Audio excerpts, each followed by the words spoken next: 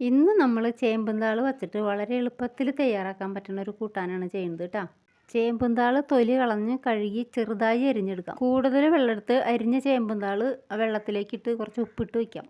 1 മിനിറ്റോളം വെച്ചാൽ മതി കേട്ടോ.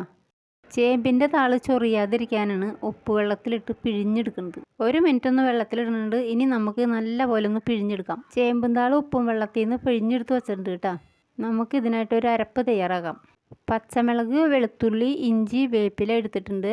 ഇപ്പോഴത്തെ വെളുത്തുള്ളിയുടെ അല്ലിയൊക്കെ വലിയ അല്ലികളാണ്. അത് ഞാൻ 2 വെളുത്തുള്ളിയുടെ അല്ലി എടുത്തിട്ടുണ്ട്. അത് 4ആയിട്ട് കട്ട് ചെയ്ത് വെച്ചിട്ടുണ്ട്.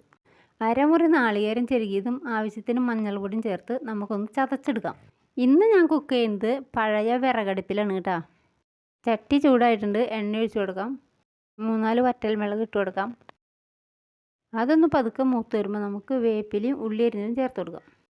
വിറകടുപ്പായതുകൊണ്ട് നമുക്ക് എപ്പോഴും ഇളക്കി കൊടുക്കാം, അല്ലെങ്കിൽ ഓരോ ഭാഗമൊക്കെ അരിഞ്ഞു പോയി. അപ്പം നമുക്ക് ഇളക്കി മൂപ്പിച്ചെടുക്കാം. എല്ലാവരും വീഡിയോ മുഴുവനായിട്ട് കാണണം കേട്ടോ.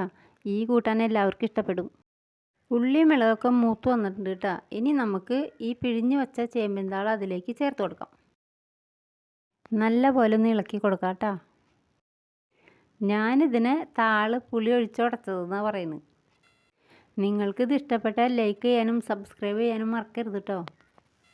ഇതൊന്ന് അടച്ചു വെച്ച് വേവിച്ചെടുക്കാം. അടച്ചു വെച്ചിട്ട് കുറച്ച് സമയമായി. ഇതിപ്പോൾ വെന്ത് വന്നിട്ടുണ്ട് കേട്ടോ. ഇതിൽ കുറച്ച് പുളി പിഴിഞ്ഞത് ചേർത്ത് കൊടുക്കാം. ഒരുപാട് പുളി പിഴിയരുത്. ഒരു നെല്ലിക്കയുടെ പകുതിയോളം പുളി എടുത്ത് പിഴിഞ്ഞാൽ മതി. ഇനി ഇതിൽ പുളി പിടിക്കുന്ന വരെ നമുക്ക് നല്ലപോലെ ഇളക്കി കൊടുക്കാം. നിങ്ങൾക്കിത് ഇഷ്ടപ്പെടുകയാണെങ്കിൽ ലൈക്ക് ചെയ്യാനും സബ്സ്ക്രൈബ് ചെയ്യാനും മറക്കരുത് കേട്ടോ. പുളി നന്നായി പിടിച്ചു കഴിയുമ്പോൾ നമുക്ക് ചതച്ച് വെച്ചത് ചേർത്ത് കൊടുക്കാം. അരപ്പ് ചേർത്ത് പച്ചമണം മാറുന്നത് വരെ അടച്ചു വെച്ച് ഒന്ന് വേവിച്ചെടുക്കാം. ചേമ്പ് വീട്ടിലുള്ളൊരു താളെടുത്ത് ഇതേപോലെ ചെയ്ത് നോക്കിക്കോളൂ. ചോറിൻ്റെ കൂടെ കഴിക്കാൻ നല്ല ടേസ്റ്റ് ഉണ്ട്. ഒരുവിധ ആൾക്കാർക്കൊക്കെ ചേമ്പും താള് ഇഷ്ടമാണ് അല്ലേ.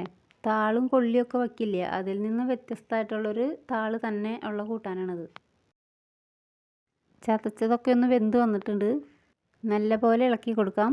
അങ്ങനെ പുളി ഒഴിച്ച് ഉടച്ച താള് കൂട്ടാൻ റെഡി ആയിക്കൊണ്ടിരിക്കുന്നുണ്ട്. ഉപ്പ് നോക്കിയപ്പോൾ അല്പം ഉപ്പ് കുറവുണ്ട്. ഇനി നമുക്ക് ഇത്തിരി ഉപ്പ് ചേർത്ത് കൊടുക്കാം. അങ്ങനെ നമ്മുടെ ചേമ്പും താള് പുളി ഒഴിച്ച് ഉടച്ചത് റെഡിയായി. ഇതുപോലൊരു സിമ്പിൾ റെസിപ്പി ആയിട്ട് വീണ്ടും വരാം കേട്ടോ.